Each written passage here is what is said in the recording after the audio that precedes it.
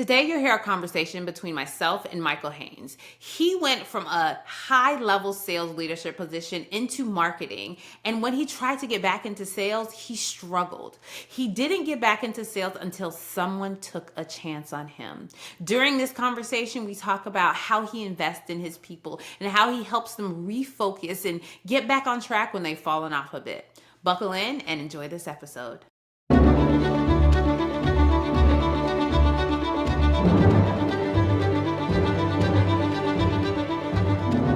So, Michael, tell us a little bit about your company and the problems that you guys solve. Well, Wesleyan, I work for Tris Pharmaceuticals. They're a wholly owned private company in New Jersey. We make ADHD products, and we make them across the spectrum of the disease. So we have methylphenidate, which is typically used in children. We have amphetamine, which is used in some adolescents, but mostly in adults. And then we have a non-stimulant option for younger kids or for parents that don't want to put their children on a stimulant. The problem we solve is a unique one, is that ADHD is a really, really pervasive problem that affects a lot of people. However, a lot of the drugs that are on the market right now don't last the full day. And that's one thing that people don't realize. They think of ADHD only as like when they're in school or when they're at, their athletic events.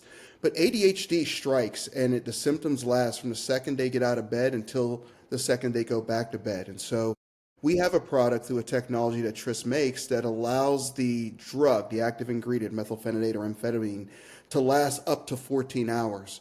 And that allows people to get through the majority of their day and get to the evening where, it's just as critical that they're able to function and be attentive as it is when they're in school or at work. So how did you end up doing this kind of work? It sounds like your company is doing some really amazing things and changing the face of the world. But how did you end up where you are? That's a great question. I actually looked at the opportunity versus the company. I had gotten into sales and got very vertical early in my career. And then someone said, you know what, you should go to marketing. And I said, I don't want to go to marketing. Well, I ended up in marketing and I got stuck in marketing for a while. And then just through some networking and knowing a friend, he said, hey, Tris is looking for a marketer. And I said, oh, I'm interested in that. And then I noticed that they had a sales leadership job on there. And so I said, do you happen to know this individual? And so someone introduced me to that person and we really hit it off. And so I was able to look at the company, research the company. I had heard of them. I mean, we have a very small market share. It's a very crowded, large market, but we have a very small market share. And so I had known about them when I was on a competitor to Tris's products, but they were kind of that little company, that little product. And we're like, you just go away. We're not worried about Tris and their products. But once I understood how innovative they are, I was really drawn to it and really, really captivated when I went through the interview process with how personalized the company is and how they care about people and how it's privately owned. And so you'll walk down the hall and you'll see the CEO and you'll give him a fist bump and you'll see the people that you work with on a regular basis in the office. And so I was really drawn and really got pulled in to all that the company offers. So I really, really like it. We got great products. It's a great organization and I couldn't be happier. So it sounded like you said you were in sales and then you got into marketing and then you tried to get back into sales and it wasn't like this straight line. So when you went into marketing and then tried to transition back into sales, what were some of the challenges you experienced? Boy, that's a fantastic question. It's probably one of the pieces of advice that I would give my younger self not to do.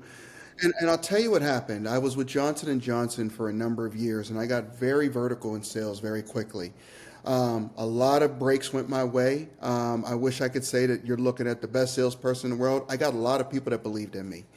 And then I got a mentor that said, Michael, you're a one-trick pony, okay? You know sales, but that's all you know. If you want to run a company, if you want to be a bigger time leader, you got to go to marketing. And they also said you got to move to Cincinnati. And they also said you got to take a pay cut. And I said, in my younger self, no, I don't. I'll show you. I'll just leave. And so I left. I started my own business. I went to, another number of different organizations. And then I got back in and I got into marketing. And I was with that organization and I moved to marketing at another organization. And that's where things started to come off the rails professionally. I was doing great in a marketing role, but the problem is I was a VP level sales leader And then I had to take a director or associate director level marketing role because you just couldn't come over without marketing experience Yeah. as a lateral. Now, if I would have stayed at J&J, they probably could have, moved me over, but there would have been a plan to bring you back. So even if you had to take a step back, you had sponsors, you had people that believed in you, you had people that knew your body of evidence, your body of work that would say, hey, listen, Michael went over to marketing just to check the box per se, but he has Mm. skills above and beyond marketing that we could bring him back into this role. But when you go to a new organization as a marketer, guess what? You are labeled as a marketer and you are at the level that you are. Now, in this day and age, your resume quickly becomes dated via LinkedIn. And Mm-hmm. so, how do most people try to network and get jobs? They go to LinkedIn. So, I would apply for a sales leader job and they would see associate director of marketing, associate director of marketing. Guess what? You're a marketer. And so, I wouldn't even get a seat at the table. I wouldn't even get an opportunity to compete because all they saw were my last two recent opportunities, my last two positions were marketers.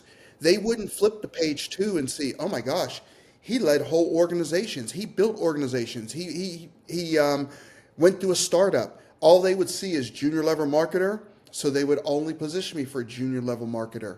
It wasn't until I able to get just an opportunity to meet my current boss, and he said, "I got 15 minutes.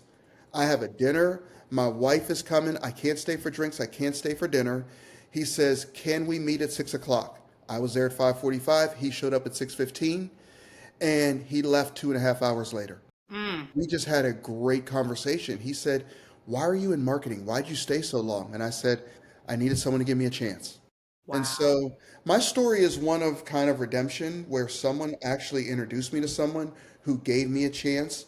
But Mm. like I said, that piece of if you are going to take a step out of your current career track, do it within an organization or do it with a mentor that is going to pull you back, that knows what your past was, not just your most recent past. If that Woo. makes sense. That was powerful. Like that's a whole mic drop moment. I mean, because I think especially with the newer generation, let's just say that the newer generation coming in, they're so quick to hop. Oh, I don't like what you said. I'm leaving. I'm gone. And so I find this a lot with when I speak to women, they tend to make a lot of lateral moves, and I'm like, if you go to a company, they don't know what you've done. And so if you have no basis and they get disenfranchised and they're like, I can't move up the ladder, I'm like, but you're not going to do it like this. So you have to realize there's some good and there's some bad there, and what are you going to deal with? If you really want to grow, you have to know that company has seen you for the past 5 years do this and this and that, and they're telling you try this. Yes, it's a lateral move, but they have plans that you don't know about yet. You are so right. And you have to have those individuals that have those conversations with you. Play chess, not checkers, play the long game. And Yeah. you're right, this newer generation, and you can't blame them. They see people, and I think one of the problems is social media. Everything is perfect in someone's profile. Everyone's perfect on their LinkedIn. It's like, oh my gosh, someone I graduated with, they're already at a VP level. But you know what? A VP could be paying, $17 an hour. Not that $17 an hour is bad, but you think that a VP is here when in reality they're saying, I'll appease you with title, but I won't give you the compensation that goes along with it. So you feel like you're getting behind. And so you feel like you have to move to an organization that appreciates you. That's fine. That's fine. But just know that if you don't have those sponsors or those people that are going to talk about you, not when you're in the room, but when you're not in a room, and they're going to pull you along and say, look, I believe in Wesleyan because she was able to do A, B, and C. So let's let her try X, Y, and Z. But let's not forget that she has that skill set where she's able to do G, E, or D, E, and F whenever she goes to her next position. So now that you're in that position of you have impact and influence, you now have a seat at the table. What are some things that you do to help people within your organization ensure that they have a voice, that they're heard, that they have that upward trajectory? That's awesome. I love that. That's my passion. And it's one of the things that I went through when I went through the interview process. I told my boss, I says, do me a favor, circle the number 74. And he said, okay. And I says, I'll come back to it. And then at the end of the interview, I said, I told you to remember the number 74. That is the number of people I've helped go to a higher level within their respective organizations. That's my passion. And that's what I want to do. It's what I want to bring to this. Now, the great thing about Tris is that we're a flat organization. I love my whole entire career. I had to have one eye on the job that I was in, another eye on the job that I aspire to. And it's kind of hard to serve two masters, but you want to do well in this job and you want to focus your efforts on, hey, how do I develop? I've gotten to the highest place in Tris that I can with regards to sales. And so I can keep both eyes on finding my backfill, finding my next person that's going to, do the Michael Haines of 20 years ago. I can really focus on people development. And so that's what I do. One of the things I've done my whole life, and I'm going to date myself, is anyone that's worked for me, the first day that we had a conversation, it's like, I'm a taxi driver. When you get in a taxi, they say, where do you want to go? Now, with Uber, they already have where you want to go. So that's why I think I'm dating myself. But when you put people first and when you put their missions and their desires and their career aspirations first, number one, it's a form of giving back. And number two, it builds a sense of loyalty to the organization, loyalty to you as a leader, because they know that you have their best interests in mind. And so I've always kept that in the back of my head because someone did it to me. And now I'm fortunately in a position where I can do it to others.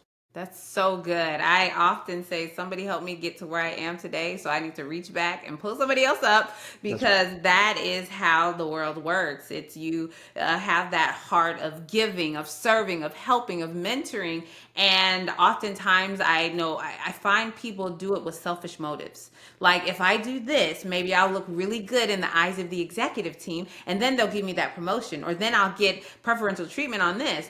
And what happens 100% of the time when you do that with the wrong motives, then you get zero return on your investment. You get negative return on your investment. You have to do it and say, it doesn't matter if this person can't help me, and it doesn't matter if my company recognizes me, because I'm doing this because this is what I want to do. You're absolutely right. And don't get me wrong, I had some of that in my younger career. I've done it.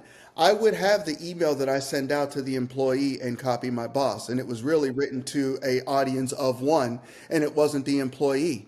And that's what I really like about where I am now. I'm comfortable in myself. I'm comfortable in my position at the organization. I'm comfortable in my leadership style to where I don't worry about what they think about me above. I know that I'm doing a good job. I know that I'm leading the team. I know that I'm delivering on results. I'm more worried about the people that I have the privilege of leading and what they think. And so I don't have to do those blind copies. I don't have to copy my boss anymore. That's why I said I don't have to worry about, hey, look at the great job I'm doing leading. So make sure when the promotion comes around, you consider me over, sister, X or brother, Y. I don't have to worry about that. And that's such a liberating feeling. And it's not a pat on the back. It's just a function of how Tris is as an organization. And the fact that I can commit 110% of my time to the people that I have the privilege of leading, it just gives me so much joy. And it allows me to get up with a smile on my face every single day. How did you get to that place of just contentment and just like, I know that I'm doing the work that I am called to do? Like, how did you develop that? Because I think that a lot of times as a young leader, that's not something that you inherently think about, and it's something that happens through life. How was that process for you? I started listening to people that I value their opinion and not worrying about those people that if they gave me advice, I would actually take it.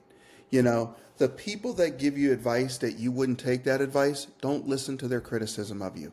But you hear it all the time. And so you get to a point where you're fighting so hard, especially as I was trying to get back to sales. I would give a presentation as a marketer and they're like, that was amazing. Why aren't you in sales? And I'm like, that's a really good question. Why aren't you doing this? Why aren't you doing that? And then you just finally say, you know what? I know what I'm doing. I'm actually a decent leader and things will happen. But it's really, really hard because we tend to focus on the people that say the negative about you or that are more critical of you and not the people that lift you up, that actually are the ones that care about you. And so you reach somewhere in your career where you start to prioritize what's important. You start to realize that, your opinion of me is never going to be as high as my opinion of myself. And I took that from Deion Sanders. I'm not going to try to claim it. But, you know, you just get to a point of just peace in your career, and it's going to be what it's going to be. And then I think it's liberating. And then you go out and you do things for you and what gives you joy. And what gives me joy is giving back to others and lifting others up. So it's hard. It's a journey. And I can't say that I was there in my 30s and in my early 40s Yeah. because I wasn't. I Yeah. struggled with the demons that corporate America casts on you, Right. but you just gotta keep your head up, push through, get a group of people around you that will give you true, honest feedback, but will also say, listen, there's a lot of good that you do, and let's put that good to good use and get you at the right organization in the right position where that can shine and that could benefit others. That's good. That's so, so rich. I had a conversation with someone recently and I told them, I was like, I think you should do an audit of the people that you're listening to. And I really want you to think about as they're giving you advice on this thing, how does that look in their life? Like I call it the fruit. Like what does the fruit in their life look like? Like they're telling you do XYZ, but do you admire that XYZ they're doing in their life? If you don't, why are you even listening to them? And if we start thinking about it in that way, like, let me not just pay attention to what people say, but also what they do, it helps us give us a sense of peace. Because, like my mom, I absolutely love her. Absolutely. But when she gives me business advice, I'm just like, oh, that's great. Because she's never run a business before. So I can't listen to her because I know she hasn't walked this walk, right? And I think that oftentimes when we're in organizations, we have somebody who's in senior leadership and they tell us to do one or two, three things. And we're like, okay, we just take it as gospel. But we don't realize that they're not actually a person of their word. They're not doing what they're telling us to do. That is such good advice. I mean, that's some gold right there, because it's so true. I mean, we put people on a pedestal, but I'll tell you, when you get to know them, they are just a person like you are, whether they are a CEO, whether they're your mentor, whether it's someone that you just hired. We all have the same goals. We want to feed our families. We want to live a good life. We want to be pretty much left alone to exist. But we put people on pedestals and we put their advice, and it's right up here that, you know, derails us because we start to listen to the wrong people as opposed to the people that are there to help and better your life. And so the quicker you're able to let go of those individuals doesn't mean that you don't associate with them. It doesn't mean that you don't hear them, but you just don't listen to them. You just say, okay, thank you. I really appreciate that. And you keep it moving. Keep rolling. So you said that in your current position, you are in the highest level of sales leadership, and you've talked about how you spent some time in marketing. How have all the experiences you've had in your career culminated into what you're doing now? You know how I like to put it? If you look at the United Nations, okay, the UN meeting, you have a bunch of people from a number of different countries, and they sit around and they have an interpreter and they have a headset. And so when someone's talking, they're having to listen to have someone interpret that language into a language that they can understand. And so all of my experiences from sales, sales training, first, second, third line leadership, entrepreneurship, managed care, market access, marketing, it all brings me to whenever I walk into a room, I don't need an interpreter. I can sit down and talk market access with the team and talk about the PBM and the rebates and whether we're going to be able to pull that through, and then walk right into marketing and talk about, hey, let's talk about our brand plan and what's our segmentation, what's the patient journey, and then go down to sales and say, hey guys, how are we pulling this through? What's our sales training plan and what's your call routing? And so all of those experiences have just allowed me to become fluent in the language of overall business, as opposed to my siloed approach earlier in my career, where I just knew sales, but I'd sit in a meeting and just nod my head, take notes, and say, okay, I got to look that up to see what that means. So it really has been a productive journey. It's been a long one, and there have been some exits that I took that I wish I didn't get off because the toll was pretty heavy and you just end up getting right back on the road. But I'll tell you, it's brought me to a place where I'm at peace now and can really sit in any meeting and sit with anyone, and at least to be able to contribute to the conversation and to know what's going on and to express a point of view that's, has an intelligent aspect to it and contributes to the overall conversation. So If you said you gave advice that you would give to your younger self, and now you have frontline managers, you have individual contributors that are on your team, what's advice that you would give to yourself as a new sales rep that's kind of just getting kick-started in field sales? That's a great question. It is to outwork your competition. Really, outwork your competition. By now, due to technology, due to changes in the marketplace, this is difficult. People's attention span is really, really short. As you know, when people scroll, I mean, think about it now. You watch a video, you probably give it 5 seconds. If it's not catching your attention, you're on to the next. Well, if you think about that in the context of what we do in selling, there is nothing that we can't give them that they can't look up on their own through ChatGPT or any other AI model, or they can have the internet. Right now, when you pick up your cell phone, you have the world at your fingertips. So why do they need you? So when I say outwork your competition, it's not necessarily daily in the field. That's a given. People are out there working. It's when they are not in the field. What are you doing at home? Every single day, what are you doing to better yourself, to be a steward of your craft? What I find now is that people don't work on their craft. They think that the skill sets that got them success so far are going to keep getting them success. And I see that especially in the pharmaceutical industry. Well, I'm a 5 times President's Club winner. Well, guess what? How many did you win before ChatGPT was out there or AI was there? Well, I won 4 of them. Okay, the world has changed. How many did you win before COVID and before you could walk in and have unlimited access? Right now, if you do get access, someone is giving you 5 seconds to make an impact. And so you have to work on your craft. You have to work on your message. You have to outwork everyone out there, because you get 5 seconds to make an impression. You get 5 seconds to make an impact. You get 5 seconds to see if they are going to listen to what you have to say. If not, they don't do it physically. Mentally, they've moved on to whatever they're thinking of or whatever they have to do.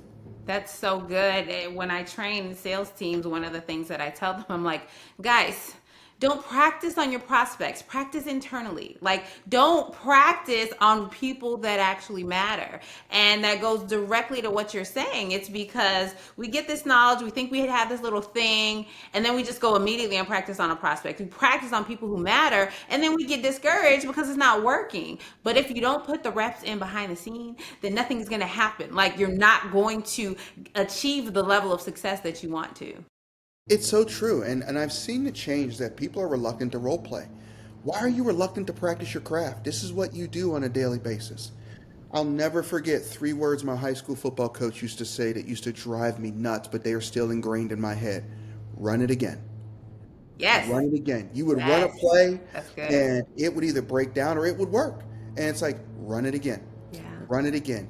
It has to be, and I tell people all the time, I should be able to call you at 3 in the morning and say, Wesleyan, what is our brand strategy? What is our patient journey? Yeah. What is the top 3 things you want your doctor to remember? And it should be so well ingrained that at 3 in the morning you can answer the phone like, it's A, B, and C. If you have not drilled it to that point, your competition is out there outworking you. And so outwork them, make sure you have your message down, because at some point you are going to run into that doctor that you didn't think you were going to see, and they'll say, hey, I'm running in here, but what you got? Yeah. And if you can't pull it from memory and recall and deliver a concise message that's compelling, then you lost out on that opportunity. And that's the key to success, I believe, today. That's awesome. Now, what is the advice that you would give to yourself as you are a struggling sales manager? Struggling sales manager, you have to break down the mission into small parts, and you have to celebrate small wins. My whole thing has always been getting 1% better, even before it was a mantra. It's just sell more today than you did yesterday and not as much as you're going to sell tomorrow. So we often look at these sales goals or these sales challenges as, we got to do this by this date. Okay. So if the goal is to see Dr. Wesleyan, then you know what? Let's start with her staff member. Can you get in and get a name? All right. All right, great. That's step 1.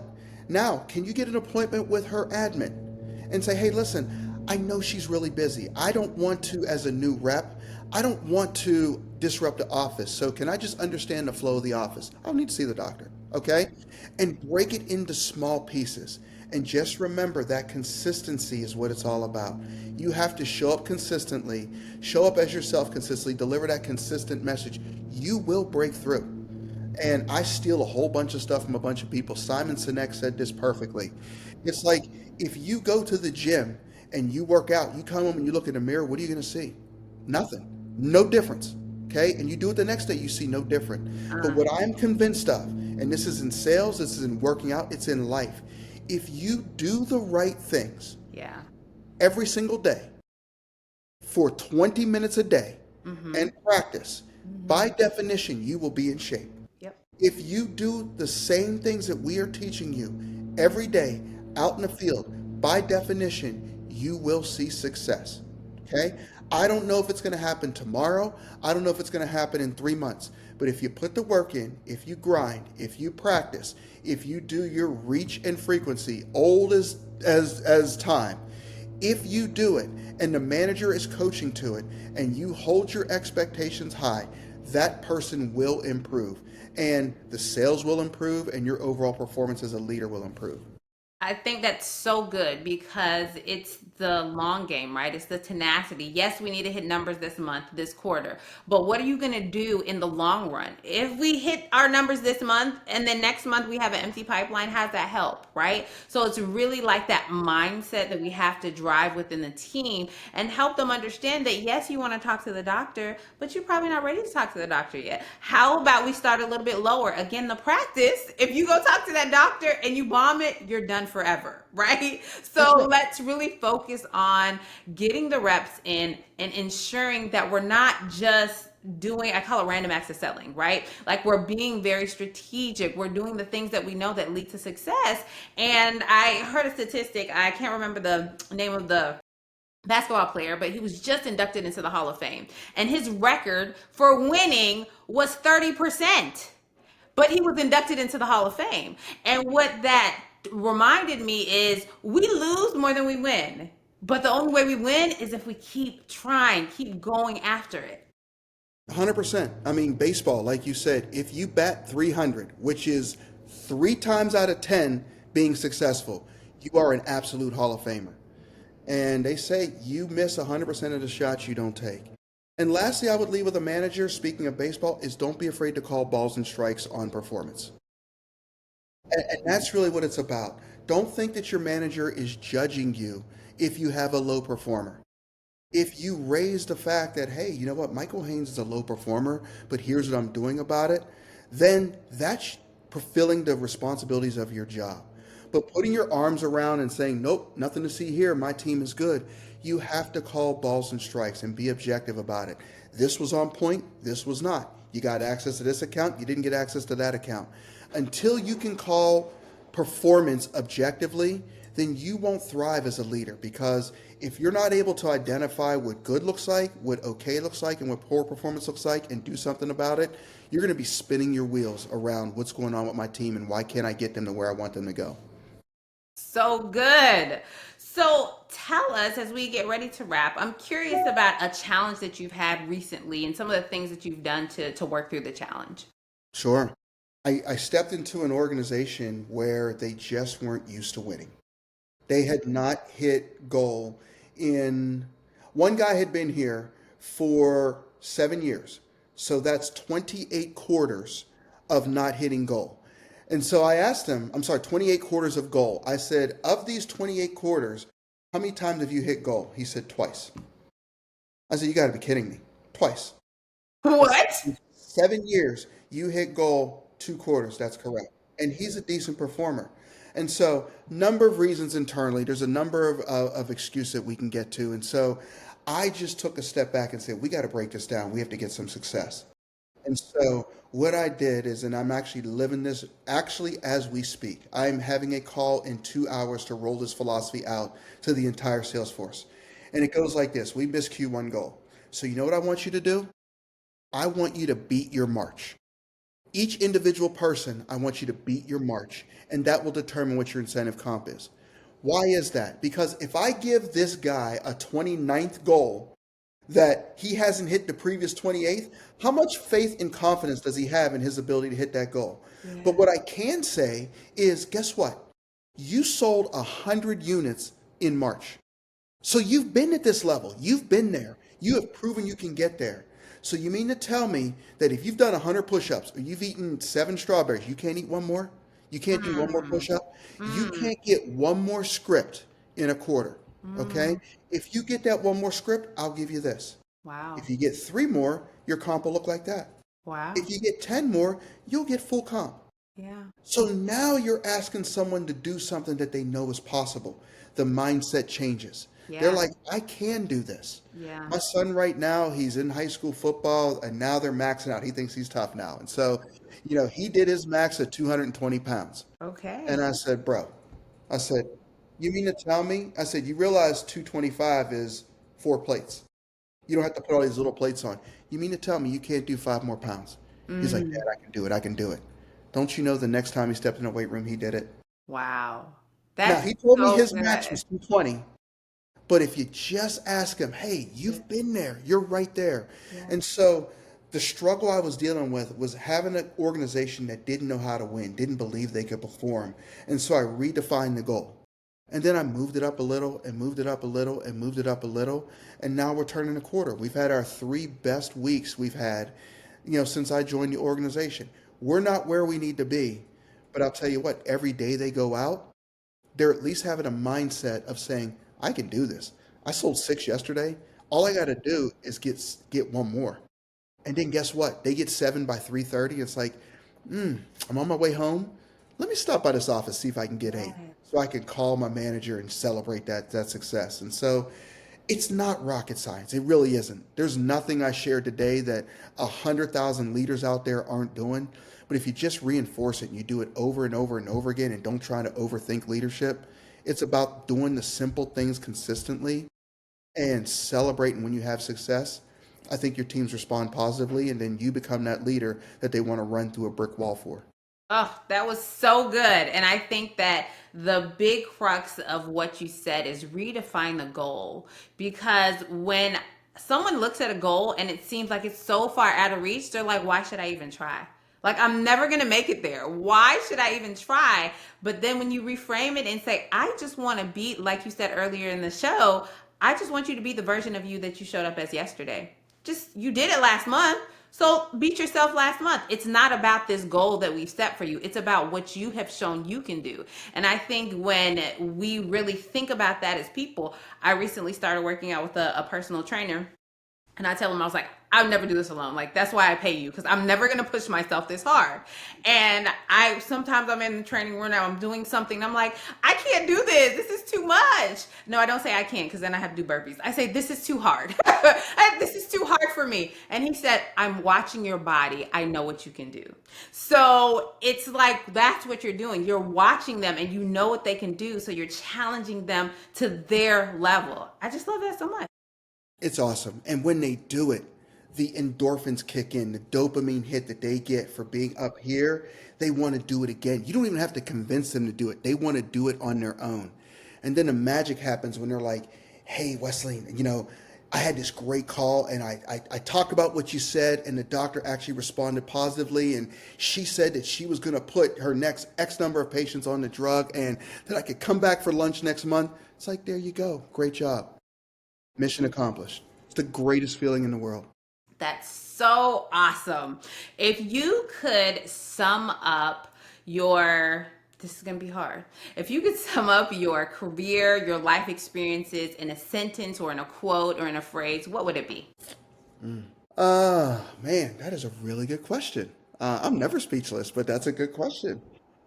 Um, let me talk it out. It is going to be something around taking the road that a lot of people choose not to go and doing it your way without worrying about what anybody else says about you, what they think about you. I don't worry what other people think. I don't worry about what other people feel about me.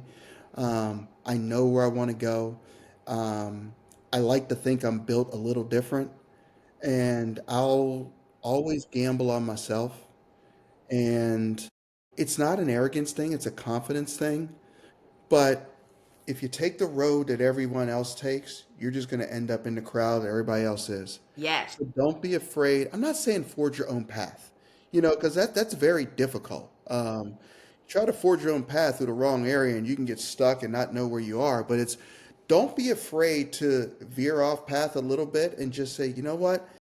Yes, and, yes, I agree this is, but there's also this ability if I do it that way. And so I know I'm not articulating it real well, but I've never been afraid to veer off a little bit from the path that everyone else is taking. I left corporate America to start my own business. People be like, you're crazy. Why would you want to do that? Yeah. But it worked. I was here and I left it to go to marketing. People are like, why are you doing that? That's crazy. But it worked. Not saying it works for everyone, but if you have that resilience, you have that belief in yourself, and you have that just burning desire to do right by people, things will work out. So trust your gut. Don't be afraid to veer off the path that everyone else took. And just know that with a lot of hard work, grit, and perseverance, you'll get where you want to go, and you'll get to a place where you're at peace. I love that. And I'm going to sum that up for you, to wrap it up with a bow. And it's take risk and don't worry about other people. Why didn't you have me say that from the beginning? That is so much better. I'm going to write that down. That's perfect. You talked it out. I just took what you said and summed it up in a little bow. But literally, that's what you're saying. And oftentimes in sales and leadership, we'll take risk in some areas, but not all areas. And because we always listen to customers and we're always trying to get better at skills or something else. So we have so much noise in our ears. And if literally take risk and stop listening to other people, like that is it. That is it. I love it. That's it. Bet on yourself. Bet on there we go. See, we're getting even shorter. Bet on yourself. There we go. Michael, this has been a fantastic conversation. I thank you for sharing your time, your talent, and your expertise. Where is the one best way people can get in contact with you? On my LinkedIn. It's Michael Haines, Sales Leader on LinkedIn. Awesome. Well, thank you again for spending some time with us today on the Field Sales Unscripted Podcast. It's been a blast. Thank you. I really enjoyed my time here.